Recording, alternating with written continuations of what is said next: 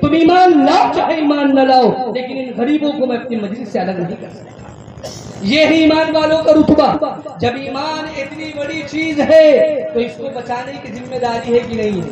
جس وقت یہ خبریں ہمارے سامنے آتی ہیں کہ مسلمان لڑکی نے ایک ایمان والے کے ساتھ بھاگ کر شادی کر لی، دل خون کے آنسو ہوتا ہے۔ یہ بھی بات سمجھ لیجیے کہ دشمنان اسلام کی سوچی سمجھی سازش ہے۔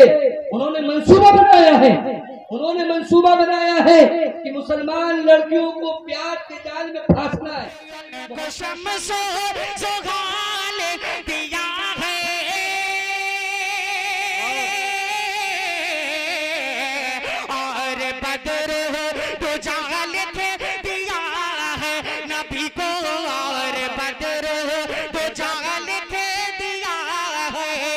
الحمد لله نحمده ونستعينه ونستغفره ونؤمن به ونتوكل عليه ونعوذ بالله من شرور أنفسنا ومن سيئات أعمالنا من يهده الله فلا مضل له ومن يضلله فلا هادي له ونشهد أن لا إله إلا الله وحده لا شريك له ونشهد أن سيدنا ومولانا محمدا عبده ورسوله صلى الله تعالى عليه وعلى آله وأصحابه وبارك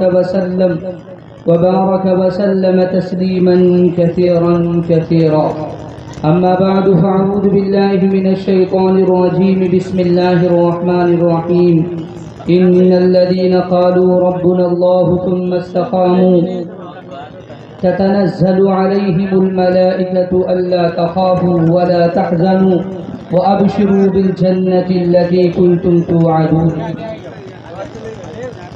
وعن سفيان بن عبد الله الثقفي رضي الله تعالى عنه قال قلت يا رسول الله قل لي قولا في الإسلام لا أسأل أحدا بعدك وفي رواية غيرك قال رسول الله صلى الله عليه وسلم قل آمنت بالله ثم استقم او كما قال عليه الصلاة والسلام۔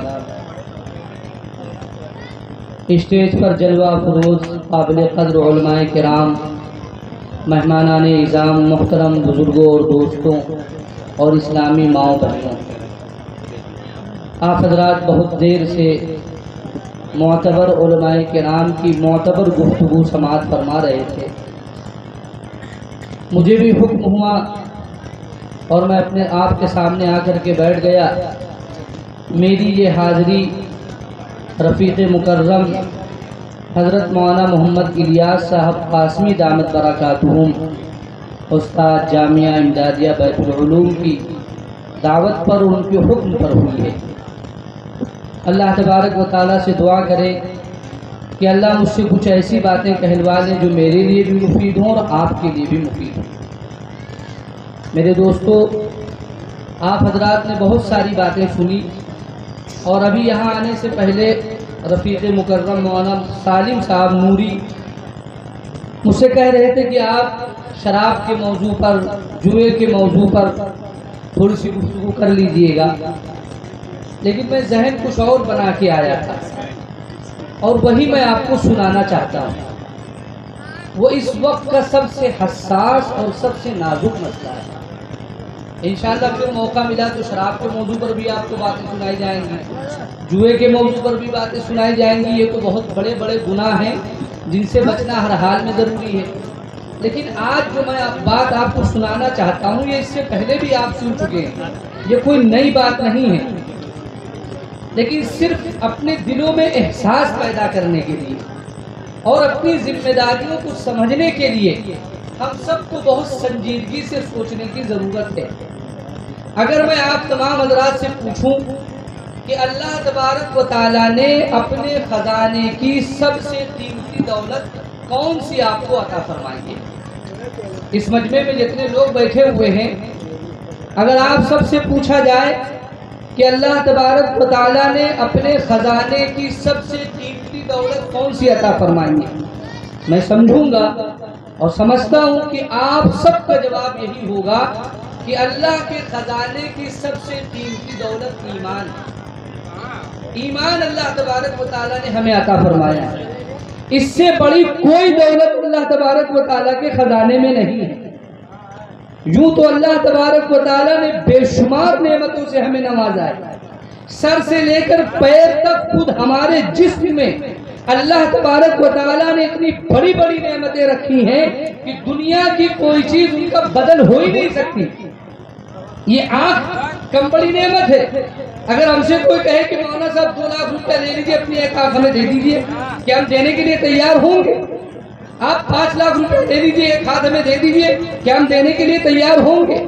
اسی طرح جتنے اعضاء اللہ تبارک و تعالیٰ نے ہمارے جسم میں بنائے ہیں، سب کی اپنی جگہ اہمیت ہے، سب اپنا کام کر رہے ہیں، اور ہر انسان ان اعضاء کی اہمیت کو سمجھ رہا ہے کہ جس آدمی کو اللہ تبارک و تعالیٰ کسی ایک نعمت سے محروم کر دے، پھر اس سے پوچھئے کہ اس کو کیسا محسوس ہوتا ہے۔ ایسا لگتا ہے دنیا اس کے لیے ویران ہو گئی، وہ دنیا کی چیزوں سے لطف اندوز ہونا بھول جاتا ہے، اپنے آپ کو ادھورا اور اپنے آپ کو معذور محسوس کرتا ہے۔ آنکھوں کی قیمت اس سے پوچھئے جس کی آنکھوں میں دیکھنے کی طاقت نہیں ہے، زبان کی اہمیت اس سے پوچھئے جو بول نہیں سکتا ہے، سماعت کی اہمیت اس سے پوچھئے جس کے کانوں میں سننے کی طاقت نہیں ہے، دل و دماغ کی اہمیت اس سے پوچھئے جس کے اندر سوچنے اور سمجھنے کی صلاحیت نہیں ہے، ہاتھ کی طاقت اس سے پوچھئے جس کو اللہ تبارک و تعالیٰ نے ہاتھ سے معذور کر دیا ہے، پیروں کی طاقت اہمیت اس سے پوچھئے جس کو اللہ تبارک و تعالیٰ نے پیر سے معذور کر دیا ہے۔ ہر چیز کی اپنی جگہ اہمیت ہے، لیکن ان تمام نعمتوں میں اللہ تبارک و تعالیٰ نے سب سے بڑی نعمت ہم کو ایمان کی عطا فرمائی۔ اس نعمت کا دنیا کی کوئی نعمت مقابلہ نہیں کر سکتی۔ اتنی بڑی نعمت ہے یہ کہ اللہ تبارک و تعالیٰ نے اسی ایمان پر دنیا اور آخرت کی کامیابی کا وعدہ کیا ہے۔ ایمان اتنی بڑی دولت ہے کہ اگر انسان پوری زندگی گناہوں کے اندر مبتلا رہا، اللہ کو چھوڑ کر غیروں کی پوجا کرتا رہا، غیروں کے سامنے سجدہ کرتا رہا، غیروں سے مرادیں مانگتا رہا، لیکن مرنے سے چند لمحہ پہلے ہوش و حواس میں اس حال میں کہ اس پر موت کے آثار شروع نہیں ہوئے تھے، اس وقت وہ کلمہ پڑھ لے اور اللہ کو ایک مان لے، اللہ تبارک و تعالیٰ پوری زندگی کے گناہوں کو معاف کر۔ ایک نماز نہیں پڑھی، ایک روزہ نہیں رکھا، ایک روپیہ صدقہ نہیں کیا، کبھی گناہوں سے اپنے آپ کو نہیں بچایا، لیکن مرنے سے پہلے اللہ تبارک و تعالیٰ نے ایمان کی دولت دے دی تو اللہ تبارک و تعالیٰ پوری زندگی کا حساب بے بات کر دیا۔ کام ختم، اب اللہ تعالیٰ کے کوئی کچھ نہیں ہوگی۔ ایک صحابی ہیں، اللہ کے رسول صلی اللہ علیہ وسلم کی خدمت میں آتے ہیں اور کہتے ہیں اللہ کے رسول میں ایمان قبول کرنا چاہتا ہوں، آپ اپنا ہاتھ بڑھائیے، میں آپ کے ہاتھ پر بیعت کرنا چاہتا ہوں، آپ کے ہاتھ پر توبہ کرنا چاہتا ہوں، لیکن میں ایک شرط لگانا چاہتا ہوں، میری ایک شرط ہے، اگر آپ وہ میری شرط مانیں تو میں ایمان قبول کروں گا۔ آقا صلی اللہ علیہ وسلم نے فرمایا کیا ہے تمہاری شرط؟ انہوں نے کہا اللہ کے رسول میں یہ چاہتا ہوں کہ ایمان لانے سے پہلے میں نے جتنے گناہ کیے ہیں اللہ تبارک و تعالیٰ میرے سارے گناہوں کو معاف فرما دے۔ آقا صلی اللہ علیہ وسلم کیا جواب دے رہے ہیں؟ اما علمت یا عمر ان الاسلام یہدم ما کان قبلہ وان الحج یہدم ما کان قبلہ وان الہجرۃ تہدم ما کان قبلہا۔ اے عمر کیا تمہیں معلوم نہیں کہ اسلام جب کوئی بندہ قبول کرتا ہے اور اپنے آپ کو اسلام سے وابستہ کر لیتا ہے تو اللہ تبارک و تعالی اسلام لانے سے پہلے جتنے بھی گناہ اس بندے نے کیے ہیں اللہ سارے گناہوں کو معاف کر دیتا ہے۔ اسی طرح حج کرنے والا جب حج پر جاتا ہے اور حج کر کے واپس آتا ہے تو اللہ تعالیٰ اس کی زندگی کا نیا رجسٹر شروع کرتے ہیں، پرانا رجسٹر بند کر دیا جاتا ہے، حج کی برکت سے اللہ سارے گناہوں کو معاف کر دیتا ہے۔ اسی طرح ہجرت اللہ کے دین کو زندہ کرنے کے لیے، اللہ کے احکامات پر عمل کرنے کے لیے ایسی جگہ سے ہجرت کر کے جہاں پر اللہ کے احکامات پر عمل کرنا دشوار ہو، اللہ کے احکامات احکامات کو پورا کرنا دشوار ہو، ایسی جگہ سے ہجرت کر کے ایسی جگہ چلے جانا جہاں پر آزادی سے اللہ کے احکامات پورے ہو سکتے ہوں، اللہ کے احکامات پر عمل ہو سکتا ہو۔ اگر کوئی آدمی اس نیت سے ہجرت کرتا ہے، اپنے وطن کو چھوڑتا ہے، اپنے شہر کو چھوڑتا ہے، تو اس ہجرت کی برکت سے اللہ تبارک و تعالیٰ اس کے سابقہ سارے گناہوں کو معاف کرتا ہے۔ کتنی بڑی دولت ہے ایمان، سارے گناہ معاف۔ اللہ کے رسول صلی اللہ علیہ وسلم خیبر کا محاصرہ کیے ہوئے ہیں، قلعے کا محاصرہ ہے، جنگ ہو رہی ہے۔ ایک یہودی کا غلام تھا، وہ بکریاں چراتا ہوا آقا صلی اللہ علیہ وسلم کے خیمے کی طرف سے گزرا۔ اس نے دیکھا کہ مسلمانوں کا بہت بڑا لشکر یہاں پر خیمہ زن ہے اور یہاں پر ان کے اوپر چڑھائی کرنے کے لیے، حملہ کرنے کے لیے تیار ہے۔ اس نے وہاں پر بات چیت کی، پوچھا کہ بھائی تمہارا سردار کون ہے، تمہارا لیڈر کون ہے؟ صحابہ کرام نے بتلایا کہ اس خیمے کے اندر تشریف فرما ہے۔ اس کو یقین نہیں ہوا کہ اتنی بڑی فوج کے کمانڈر اور اتنے بڑے لیڈر اور جن کے ہاتھ پر اتنی بڑی فوج نے بیعت کر رکھا ہے، جن کو آخری نبی کہا جاتا ہے، وہ اس خیمے کے اندر ہوں گے۔ اس کو یقین نہیں آ رہا تھا کہ اتنا بڑا آدمی اتنے معمولی خیمے کے اندر کیسے ہو سکتا ہے۔ لیکن آقا صلی اللہ علیہ وسلم تو سادگی کے پیکر تھے، آپ تو تواضع کے پیکر تھے۔ اس کو بتایا گیا، وہ چرواہا گیا اور آقا صلی اللہ علیہ وسلم سے ملاقات کی، آپ سے گفتگو ہوئی، بات چیت ہوئی۔ آپ نے اس کو ایمان کی دعوت دی، کلمے کی دعوت دی۔ اس نے کہا کہ اچھا اگر میں کلمہ پڑھ لوں تو مجھے کیا ملے گا؟ ایمان قبول کرنے کی وجہ سے مجھے کیا ملے گا؟ آقا صلی اللہ علیہ وسلم نے فرمایا اللہ تبارک و تعالی تمہارے سارے گناہوں کو معاف کر کے نئی زندگی اللہ عطا فرمائے گا، تمہارے چہرے کی سیاہی کو اللہ تبارک و تعالی تابانی میں تبدیل کر دے گا اور تم میرے دینی بھائی بن جاؤ گے، میں تمہیں اپنے گلے سے لگا لوں گا۔ اس چرواہے کو بڑا تعجب ہوا کہ میرے جیسا معمولی آدمی جس کے بدن سے بدبو آ رہی ہو، جس کا چہرہ کالا کلوٹا ہو، جس کی کوئی حیثیت نہیں، اتنی بڑی شخصیت اور اتنے بڑے لیڈر جن کے ہاتھ پر اتنے لوگوں نے بیعت کی ہے، یہ مجھے اپنے سینے سے لگا لیں گے؟ اسے یقین نہیں ہو رہا تھا۔ آقا صلی اللہ علیہ وسلم نے اسے یقین دلایا اور یقین دلانے کے بعد اس بندے نے اسی خیمے میں آقا صلی اللہ علیہ وسلم کے سامنے کلمہ پڑھا۔ کلمہ پڑھنے کے بعد آقا سے پوچھا کہ اب میرا کام کیا ہے؟ ایمان کی طاقت کا اندازہ لگائیے، میں صرف یہ بتانا چاہتا ہوں کہ ابھی اس بندے نے کلمہ پڑھا ہے، اس چرواہے نے کلمہ پڑھا ہے اور آقا سے پوچھ رہا ہے کہ میرے لیے کوئی کام بتائیے، کیا کام ہے میرا، میں کیا کروں؟ آقا صلی اللہ علیہ وسلم نے فرمایا کہ نماز کا وقت تو ہے نہیں کہ میں تمہیں نماز پڑھنے کے لیے کہہ دوں، رمضان کا مہینہ بھی نہیں کہ روزہ رکھنے کے لیے تم سے کہا جائے، زکوٰۃ بھی سال گزرنے پر واجب ہوتی جب آدمی صاحب نصاب ہو، اس سے پہلے زکوٰۃ فرض نہیں ہوتی۔ اس وقت ایک عمل ہو رہا ہے جسے جہاد کہا جاتا ہے، اللہ تبارک و تعالیٰ کے کلمے کو بلند کرنے کے لیے یہ فوج یہاں پر آئی ہوئی ہے، اس وقت یہی عمل ہو رہا ہے، تم اسی جہاد میں شامل ہو جاؤ۔ لیکن تم چونکہ یہودیوں کی بکری چراتے ہو، اس لیے پہلے ان کی بکریاں واپس کر کے آؤ۔ تم امیر ہو، تم محافظ ہو ان کی بکریوں کے، تمہاری ذمہ داری ان کی حفاظت کرنا۔ اندازہ لگائیے آقا صلی اللہ علیہ وسلم ایسے موقع پر بھی امانت داری کی طرف توجہ دلا رہے ہیں اور سمجھا رہے ہیں اس کی اہمیت کو کہ تم امین ہو، تم نگراں ہو، تم ان بکریوں کے چرواہے ہو، تم ان کو مالکوں کے پاس واپس کر کے آؤ، پھر جہاد میں جانا۔ وہ گیا، بکریوں کو واپس کر کے آیا اور اللہ رب العزت کے کلمے کو بلند کرنے کے لیے میدان کارزار میں گیا۔ جنگ ہوئی، لڑا اور وہ شہید ہو گیا۔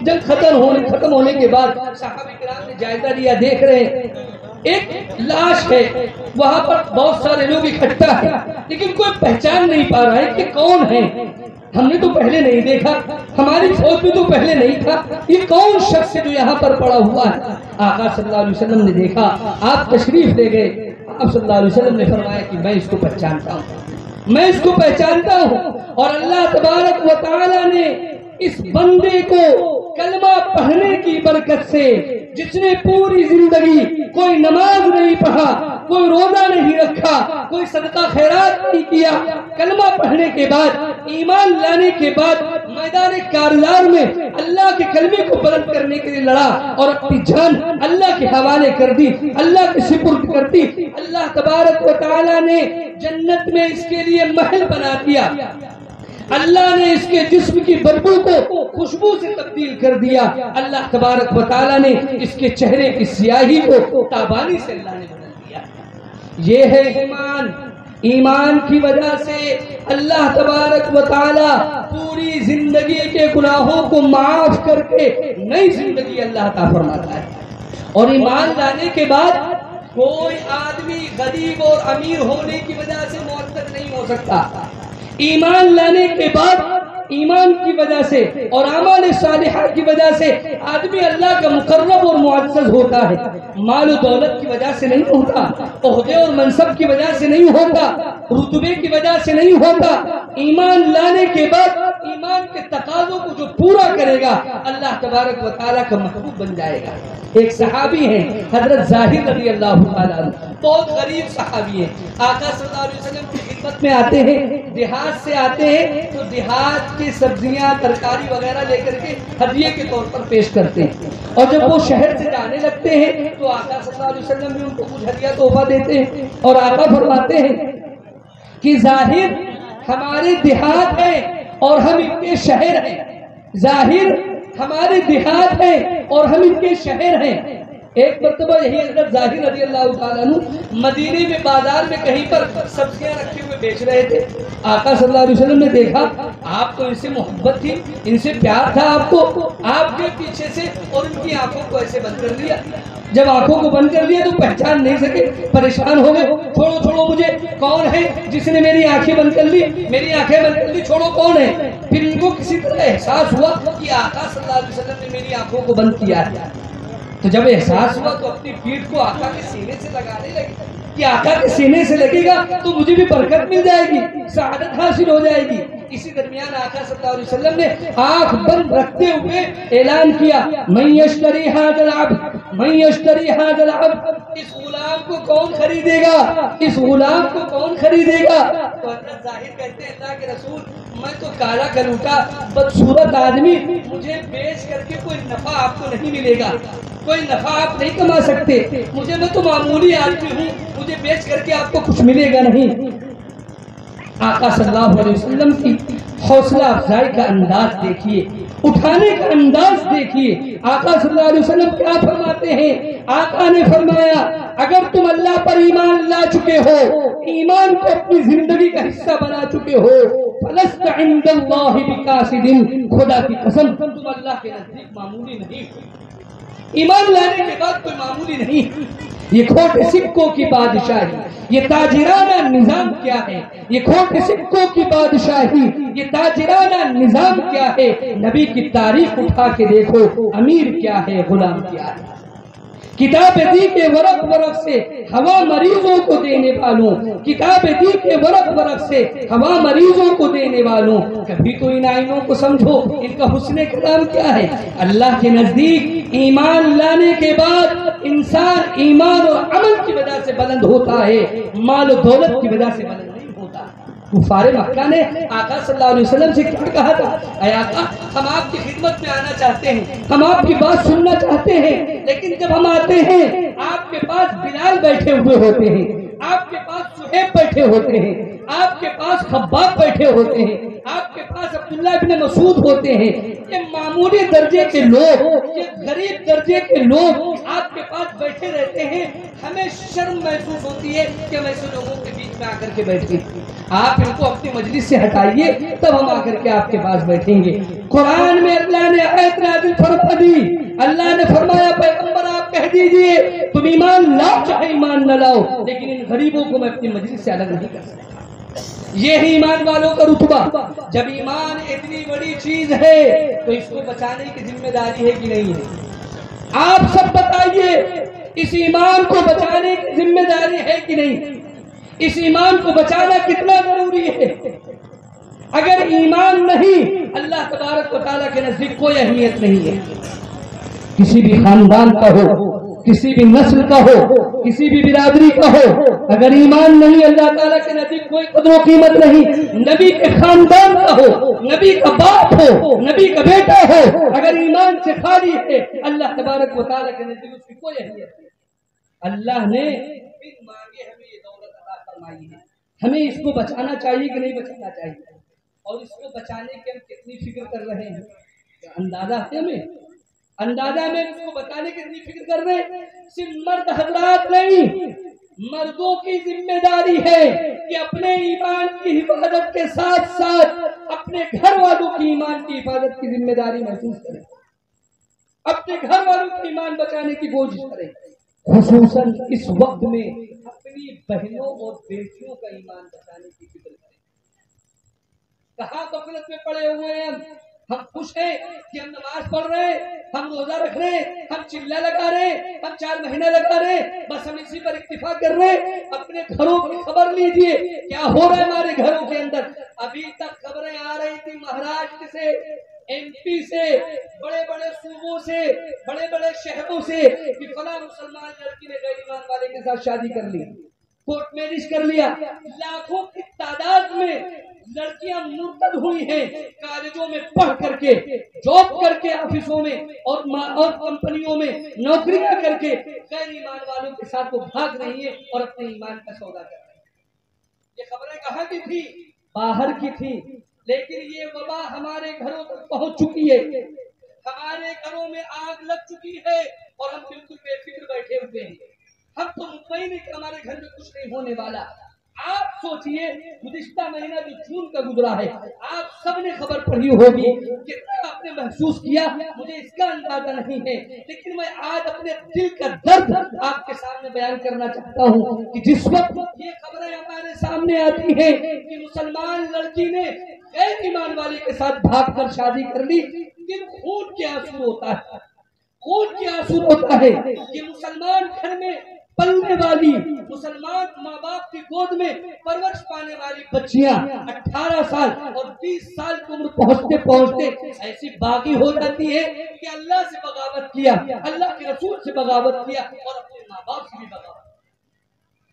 2 واقعے پیش آئے اسی بہرائچ میں، 2 واقعے پیش آئے.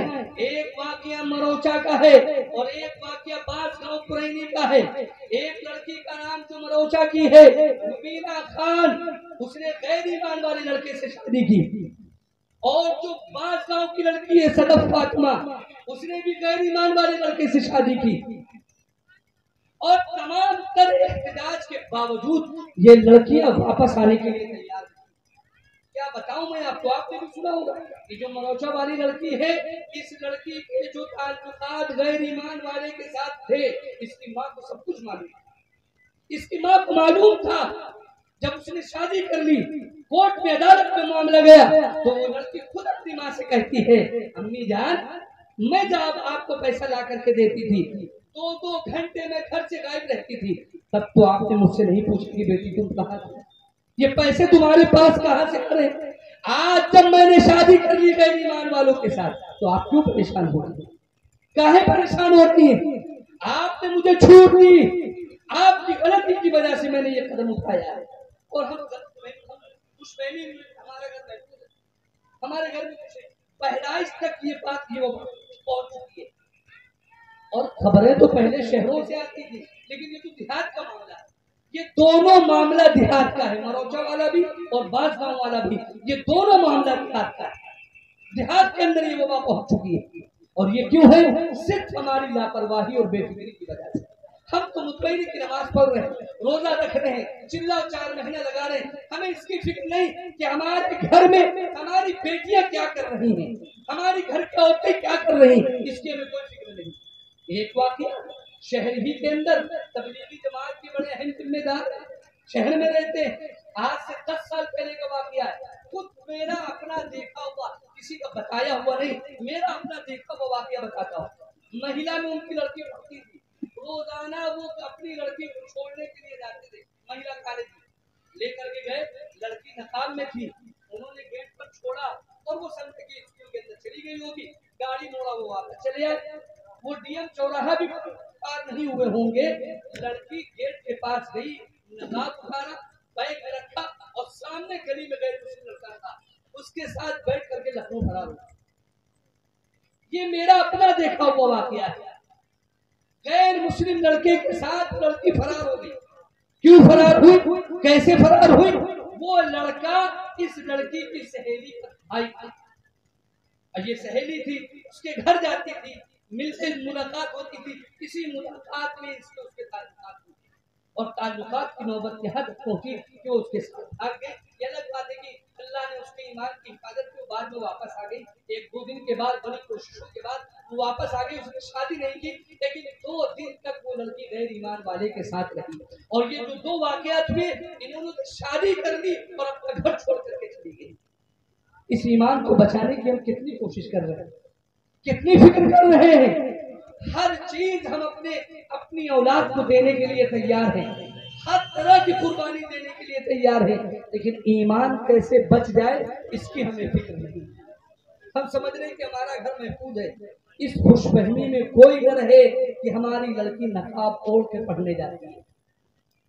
اس خوش فہمی میں کوئی نہ رہے کہ ہم پردے کے ساتھ بھیجتے ہیں. شیطان سب کے ساتھ لگا ہوا ہے, کڑی نگرانی کی ضرورت ہے. اگر کڑی نگرانی نہیں کی گئی تو یہ چیز جو آج دوسروں کے گھروں میں دکھائی دے رہی, کچھ بعید نہیں کہ پھر ہم بھی اس کا شکار ہوں.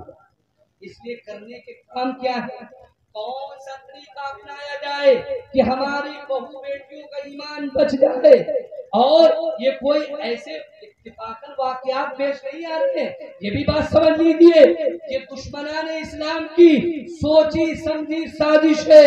انہوں نے منصوبہ بنایا ہے, انہوں نے منصوبہ بنایا ہے کہ مسلمان لڑکیوں کو پیار کے جال میں پھانسنا ہے, محبت کے جال میں پھنسانا ہے, اور پھر اس کے بعد اپنی خواہشات پوری کر کے اور ان کو برباد کر دینا ہے.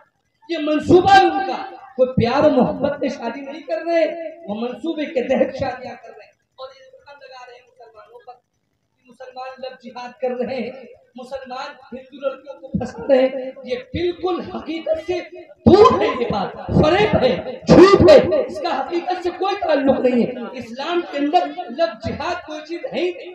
اسلام نے تو غیر محرم کو دیکھنا حرام قرار دیا ہے. غیر محرم کو دیکھنا یہ آنکھوں کا زنا ہے, غیر محرم سے بات کرنا یہ زبان کا زنا ہے, غیر محرم کی بات سننا یہ کانوں کا زنا ہے, غیر محرم کے پاس قدموں سے چل کر کے جانا یہ قدموں کا زنا ہے. اسلام نے یہ تعلیم دی ہے. اسلام میں لب جہاد کہاں سے آ گیا؟ اور دشمن پروپیگنڈا پھیلا رہا ہے کہ لب جہاد مسلمان لب جہاد کر رہے ہیں اور الزام مسلمانوں کے اوپر لگا رہے ہیں. اس لیے ایسے حالات میں ہمیں کرنا کیا ہے, آج تو 3 باتوں پر میں اشارہ کرتا ہوں, اس کے بعد اپنی بات ختم. پہلی چیز تو یہ ہے کہ اپنی لڑکیوں کو مخلوط تعلیم نہ دیں. جہاں پر لڑکے اور لڑکیاں دونوں ساتھ میں پڑھتے ہوں وہاں پر لڑکیوں کو نہ بھیجیں. جہاں پر خالص لڑکیوں کی تعلیم ہوتی ہو وہاں پر ان کو بھیجا جائے. اور اگر ایسا کوئی ادارہ نہ ملے تو اپنی لڑکیوں کو جاہل رکھنا بہتر ہے بنسبت ایسی تعلیم کے. جب آپ نے سنا ہوگا مولانا سجاد نعمانی صاحب نے اعلان کیا تھا, انہوں نے کہا تھا کہ ایسی تعلیم جو ہمارے ایمان سے ٹکرا رہی ہو, جہاں پر ہمارا ایمان خطرے میں پڑ رہا ہو, تو ہمارے لیے ایمان بچانا فرض ہے. تعلیم کو ایسے ٹھوکروں پر رکھتے ایسی تعلیم ہمیں نہیں چاہیے. ایسی تعلیم جب ہمارا ایمان ہی نہیں دے گا تو ہم تعلیم دے کر کے کیا کریں گے؟ دوسری چیز یہ ہے کہ اسکول کے علاوہ بھی ہماری لڑکیاں ڈاکٹر کے یہاں جائیں, گھر کی عورتیں کسی ڈاکٹر کے یہاں جائیں, بازار جائیں, کچھ سامان خریدنے کے لیے جائیں, تب بھی ان کے ساتھ گھر کا کوئی نہ کوئی ذمہ دار ہونا چاہیے. یہ بانس گاؤں والی لڑکی کا جو واقعہ پیش کرتا ہے, اس کے تعلقات ڈاکٹر کی دکان پر جانے سے ہوئے. کلینک میں جاتی تھی, کلینک پر جاتی تھی, اور وہ غیر مسلم لڑکا اس دکان پر پرچہ بناتا تھا کلینک میں. بس سے چیکنگ ہو گئی اور اس کے ساتھ نکال دی. ہم تو سمجھتے ہیں کہ ہماری بہو بیٹیاں پردے میں رہے کی دوا لے کر کے چلی آئیں گی.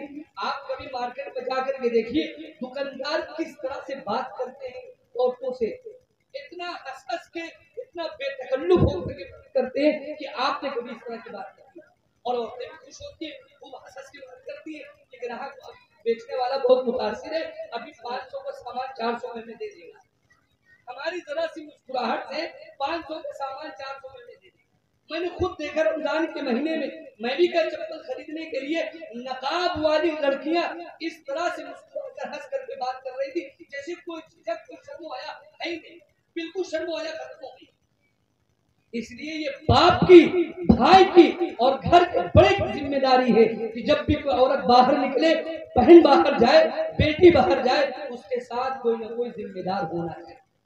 اگر ذمہ دار نہیں ہے تو آپ اپنے آپ کو محفوظ مت کریں.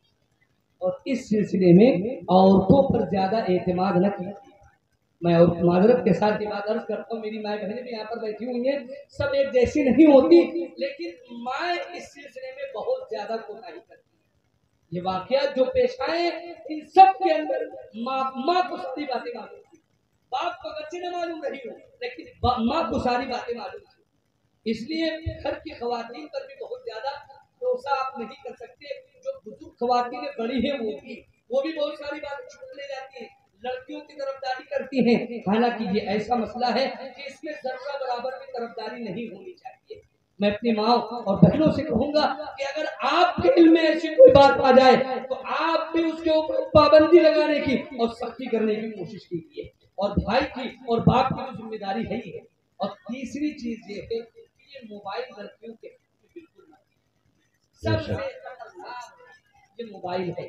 لڑکیوں کو موبائل کی ضرورت کیا ہے کون سی ضرورت ہے ان کو کون سا کاروبار ان کو کرنا ہے کون سی دکان ان کو چلانی ہے جو لوگوں کے متعلق فون آ رہے ہیں. اگر سہیلیوں کو بات کرنی ہے بھائی اپنا نمبر دے باپ اپنا نمبر دے سہیلیوں سے کہو ہمارے مفتے میں فون کریں ہم تمہاری بات کرائیں گے لیکن تمہیں موبائل رکھنے کی اجازت نہیں. یہ واقعات جس صرف موبائل کی وجہ سے پیش آ رہے ہیں. سارے تعلقات موبائل کے ذریعے سے ہوتے ہیں اور پھر تعلقات سے زناکاری اور زناکاری سے نعوذ باللہ مرتد ہونے تک کی نوبت آ جاتی ہے. اس لیے اللہ کے واسطے اپنے بھی ایمان کی حفاظت کیجیے جو اتنی بڑی دولت اللہ نے ہمیں دے دی ہے اور اپنے نسلوں کی ایمان کی حفاظت کی فکر کیجیے. جو چیز ہمارے معاشرے کے اندر ان چیزوں کے خلاف ہو رہی ہے ان سے اپنے آپ کو بھی بچائیے اور اپنے گھر والوں کو بھی بچائیے تاکہ ہمارا بھی ایمان محفوظ رہے اور ہمارے گھر والوں کا بھی ایمان محفوظ رہے. اور ایک بات میں یہ کہتا ہوں خاص طور سے اپنی بہنوں سے عشق اور محبت کو بالکل اسلام میں حرام قرار دیا گیا ہے.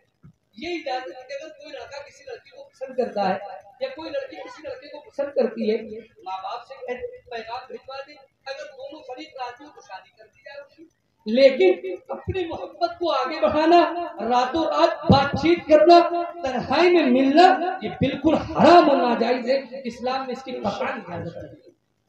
ایمان والے کے ساتھ اگر مسلمان لڑکا ہے تو حرام و ناجائز ہے. غیر ایمان والا ہو تو کتنا حرام و ناجائز ہو کتنا حرام و ناجائز ہو.